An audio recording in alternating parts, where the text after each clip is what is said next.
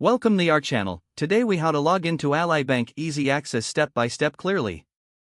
Open your web browser and go to the Ally Bank website. Look for the login button, typically located at the top right corner of the home page. Click on the login button. You will be redirected to the login page. Enter your username in the designated field. After entering your username, move to the password field. Type your password carefully. Ensure that your caps lock is off, as passwords are case sensitive. If you want to stay logged in on this device, check the Remember Me box. Once you've entered your credentials, click the Login button. If your information is correct, you will be taken to your Ally Bank account dashboard. In case you forgot your username or password, click the corresponding link under the login fields. Follow the prompts to retrieve or reset your username or password.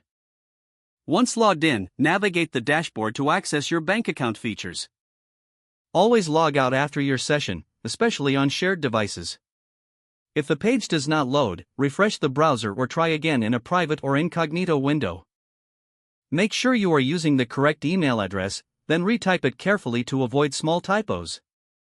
If your password is not accepted, use the reset option and create a new strong password you can remember. Check your spam folder for verification or security emails, then complete any requested confirmation steps.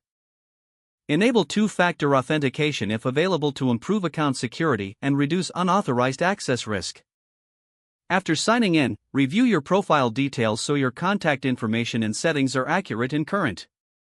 If you see an error message, note it down and try again after restarting your device and internet connection. Log out when you finish, especially on shared devices, to keep your account and payment information secure. If the page does not load, refresh the browser or try again in a private or incognito window. Make sure you are using the correct email address, then retype it carefully to avoid small typos. If your password is not accepted, use the reset option and create a new strong password you can remember. Check your spam folder for verification or security emails, then complete any requested confirmation steps. Enable two-factor authentication if available to improve account security and reduce unauthorized access risk.